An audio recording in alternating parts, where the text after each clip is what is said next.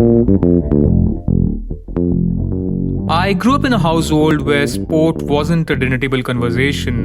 But during summers, when we used to watch Tendulkar smash the ball out of the park in the Arabian desert, my grandmother often used to tell us stories about this dashing player with movie star looks from her era, and she never stopped gushing about her. Now, my grandmother, she wasn't a sports nut, she never followed cricket, but I remember this particular gentleman vividly. Like it used to be a routine in our household. वो हमेशा कहती थी कि यार ये player जब भी आता था क्राउड से नारे लगते थे कि वी वांट सिक्सर और ये विदाउट फेल सिक्सर मारता था.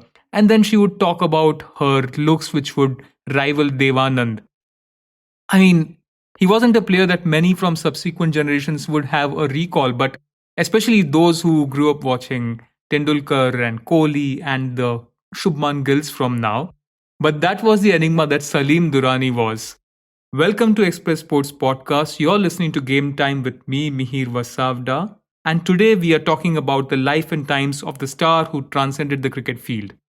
Joining us, as always, is Amit Kamath, and Sriram Veera is here too. Before I come to you, Amit, Sriram, you wrote two magnificent pieces on Salim Durani after he died last Sunday. I mean, just all these myth that surrounds him, right? This whole thing ki on-demand sixers marenge, the movie star looks, even the place where he was born, just so many legends around one man. I mean, decode him for us, please. Yeah, I mean, the myths are really interesting, even the place of birth, because it's been long held romantic notion that he was the original man from Kabul. The Kabuliwala was Salim Durani Saab. And it's that, in fact, for many years, that's what I thought as well. He came from Kabul, goes via Karachi, and then comes to India.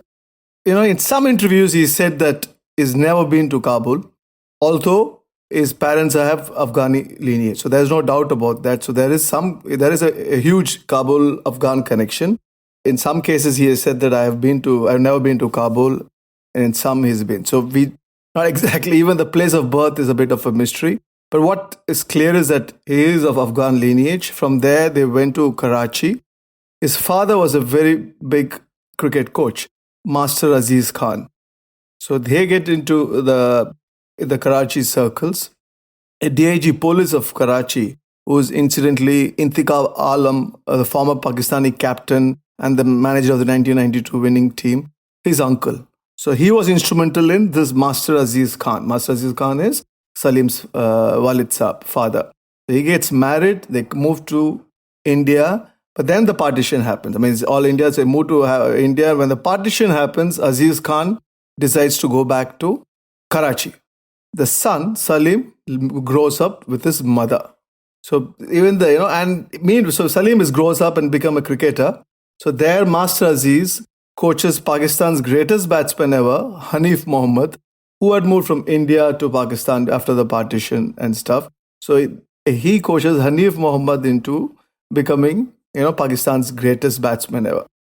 So all this was happening just at the birth itself. Because of India, Pakistan and Afghanistan, the huge romance starts right away there itself. Veera, obviously his life was something that was almost folkloric in a sense.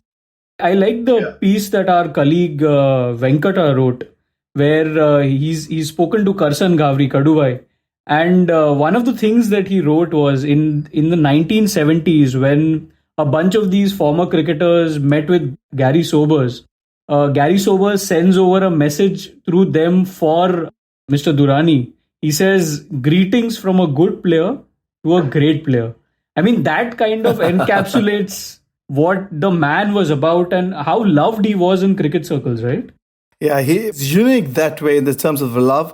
He's loved by fans, and in fans across the strata, right from the Aam Janta, a shopkeeper, the sabjiwala who would refuse to take money from him, to the people who came and sat in the stands and demanded he hit a six and who he obliged, to Maharajas. So he moved around with Jam Sahib of Nawanagar was instrumental in getting his father. When I said move to India, I missed that bit. So the king calls him over. And then so he moves around with him. He moves around with film stars. as big as, name them. Yes, from Devanand's his close friend. Devanand asked him once, hero banoge? So from Devanand, Parveen Bhabi, in down south in Tamil cinema, to the legend Shivaji Ganeshan, Gemini incidentally the father of the actress Rekha. So he was friends with them. In Calcutta, he's moving with Ashok Kumar and Hemant Kumar. So he's here, there, everywhere, across the strata. Everybody thinks their best friend. He's loved by all, no ego. I met him in 2016 at his house. He had moved to his niece's house by then, where he breathed his last. He didn't have a single bad word. Yeah, I mean, because we're talking about he's in creating terms. He was out for 4 years outside. He was not selected. So even there, when we question, not a single bad word comes. Bad word, matlab, he doesn't have anything bad to say about anybody, even off the record, offhand. Generally, बोलता है ना, वो खिलाड़ी ठीक है. As a modern guy, we say, वो ठीक है. Nothing like that. So hence I can see the reciprocity from across the cricketing world. He's friends with Gary Sobers. He's friends with Rohan Kanai. Whenever they come to India, they used to meet him. He used to get. Our man was all across India, so he would go here, there, everywhere. Till he was forced bedridden. He was a big traveler across the country to meet his fans. He used to. I remember he told me that I used to get lots of letters from all cricketers around the world. अब क्या करें, बहुत लोग गुजर गए. So letters are stopped. I can see why he's loved. And one myth I would like, which is not a myth, that him hitting sixes on demand is true, because we have proof not only from his statement or something. Justice Lodha Saab, who drafted the whole thing, dragged cricket into the court, and he told us, our boss Sandeep Dwivedi, in one of the pieces, that he mentioned Salim Durani Saab, and he said, I remember sitting in the stands here, and our whole section of that terraces started shouting for six. And Durani Saab, Salim Saab hit a six to us. So, so those kind of stories are there. I heard Hanuman Singh dragging his fellow young cricketers that time, early 60s. So the reputation is already there even before he's played for India. So going to a small stadium next to Churchgate and telling them, you're going to get entertained for the next half an hour. He hit some 67 runs or something. Hanuman Singh mentions that as well, with sixes and stuff, and gets out. So the myth of him hitting six, that's not a false. How many sixes he hit in a test according to the public demand it's neither here nor there. But his myth on that was built on first class domestic cricket, league cricket, club cricket. So he's always been there. And he said if he had probably put his mind, more focus, more discipline, what you say, what Gary Sobers quote might well have been true. But it was one of those mercurial cricketers who would on his day kind of a guy. Sriram, I mean, if we look purely at the numbers, right? अगर जो थोड़ा सा boring होकर, if we just look at the stats, it doesn't come off as, अगर जो current context में हम देखें, it doesn't come off as these really out of the world statistics, right? I mean, if we were to look at what he's done, then like in 50 test innings, he's made just one century. I mean, I think we should underline that it came against West Indies, 104 in 1962. He had 1400s in first class cricket, and he scored around 8,500 runs over there.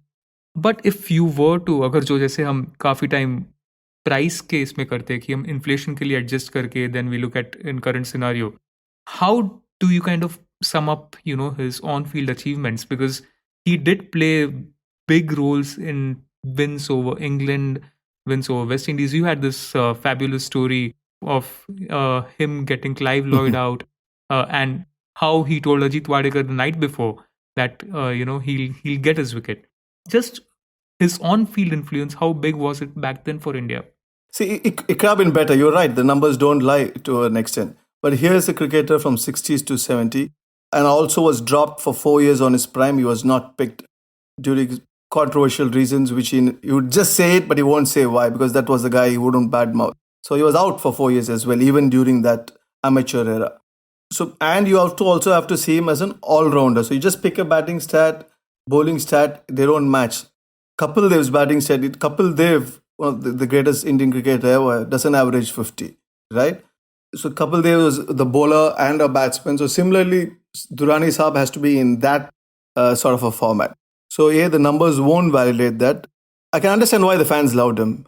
When you ask for a six and sixes served to you, you're obviously going to love the guy. But here's a guy who cricketers loved, opposition cricketers loved and respected, as Sobers quotes go. And that Sobers incident is very good. More than Lloyd, it was Sobers that India was worried. 1971. This is Sunil Gavaskar's debut test.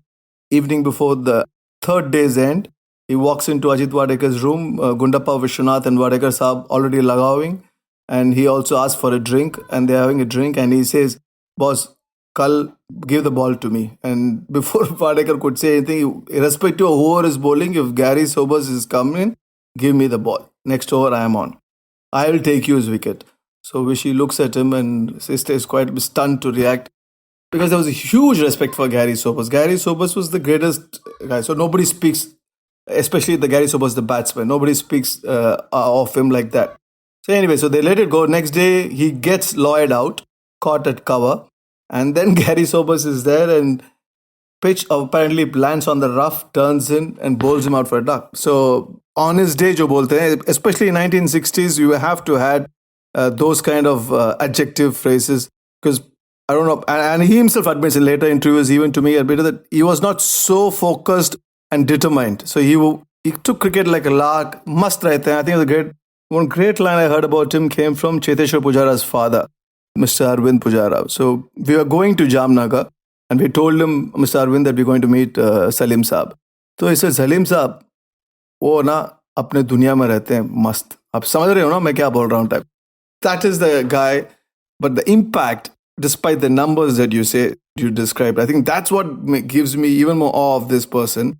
Despite that numbers, the kind of impact is left on the hearts. This is pre-TV era, mind you, and still people talk, and everybody seems to be there. Yeah. I mean, that's what exactly is fascinating about this, right? The story that you say about this pre-TV era cricket and how it was played.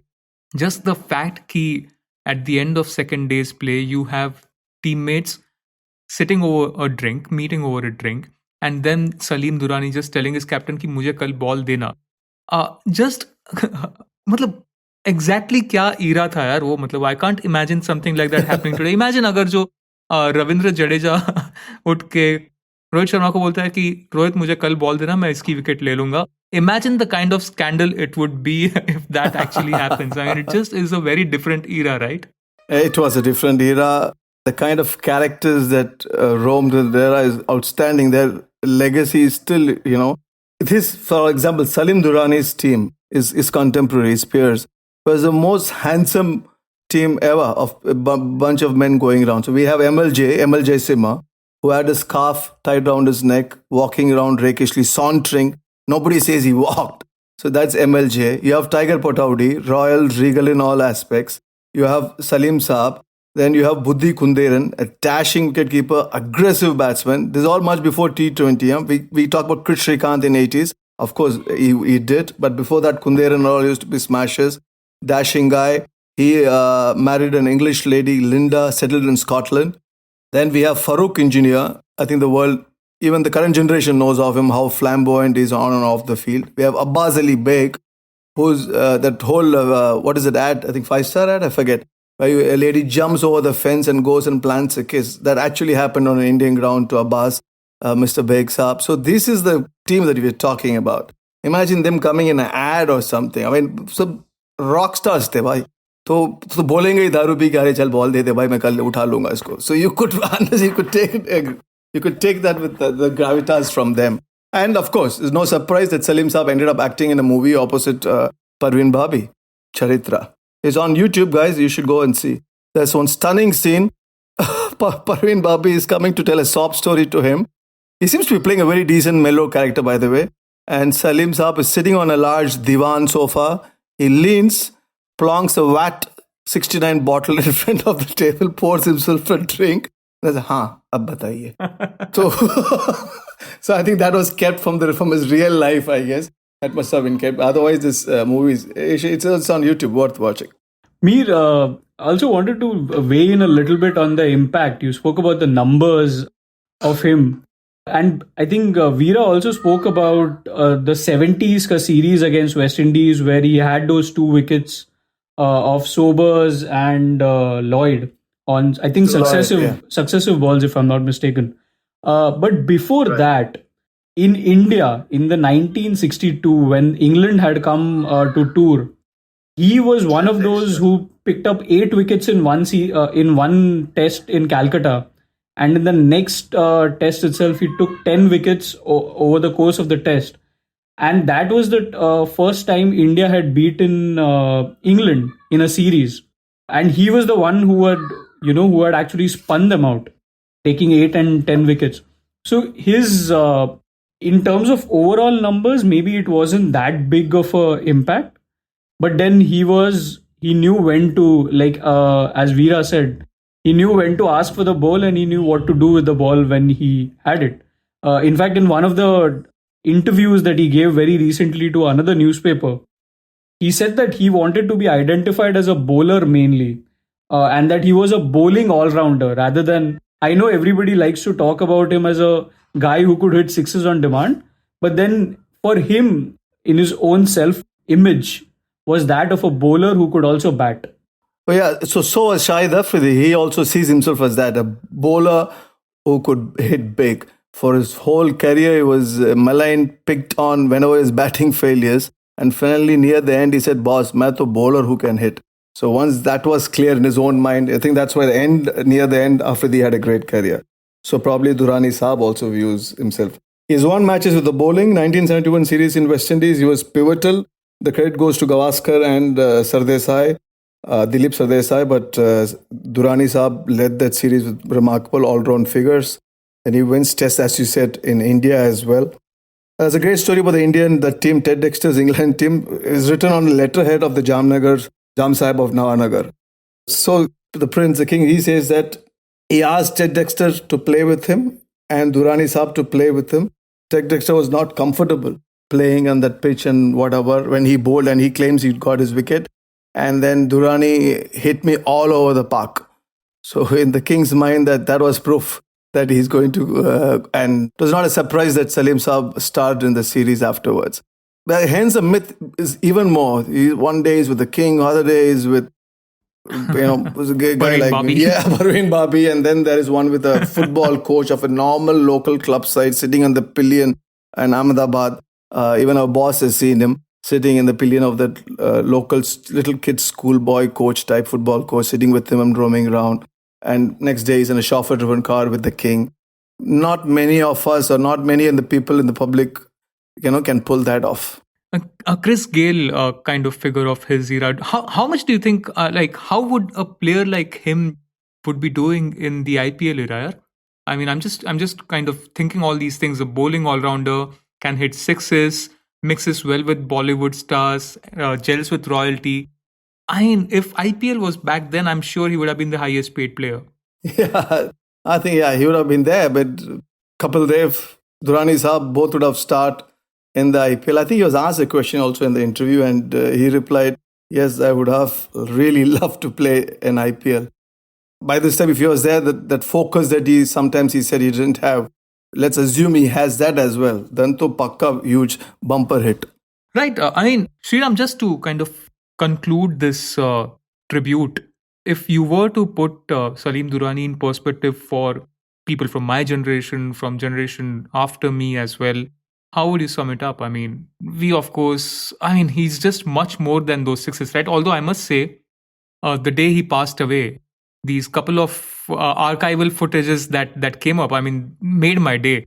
So black and white videos, kabhi bhi they're to die for. And to hear those, tuck करके जो आवाज आता है when he hits that tuck, clean flow, na? With that old, imagine with those bats of that imagine day, exactly right. I mean, अगर जो आज के bat से, if he plays with the bat which, say for example, I don't know यार कौन सबसे ज्यादा लंबे sixes मारता है आजकल, जो भी हो वो player, but imagine if he used those bats. I mean, just put it in context for a present day cricket watcher who just grows up on a T20 diet. Yeah, I think extremely charismatic, very talented, a man who saw himself as an amateur. I think one of his quote was, I was an amateur cricketer, I played the game for the love and fun of it.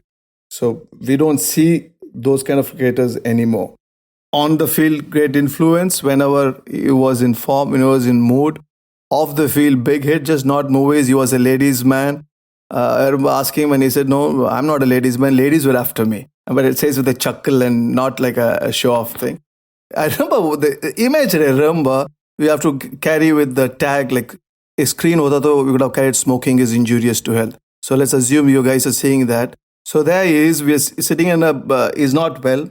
We're sitting in his terrace room, and he's just telling story after story.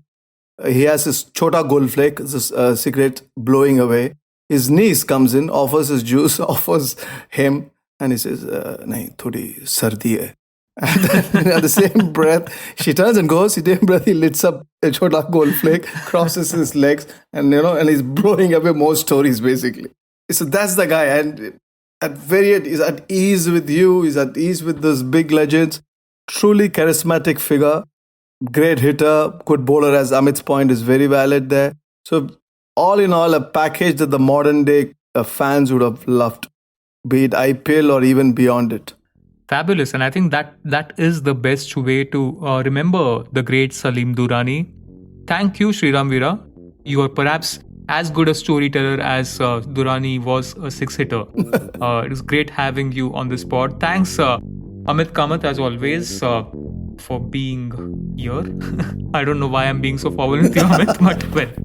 And thank you all for listening. I hope this was educative and fun, as it was for us. We'll be back next week with another episode of Game Time. You were listening to Express Sports by the Indian Express. This week's show was edited and mixed by Abhishek Kumar and produced by me, Shashank Bhargava. If you like the show, then do subscribe to us wherever you get your podcasts. You can also recommend the show to someone you think will like it, share it with a friend or someone in your family. It's the best way for people to get to know about us. You can also tweet us at Express Audio and write to us at podcasts@indianexpress.com.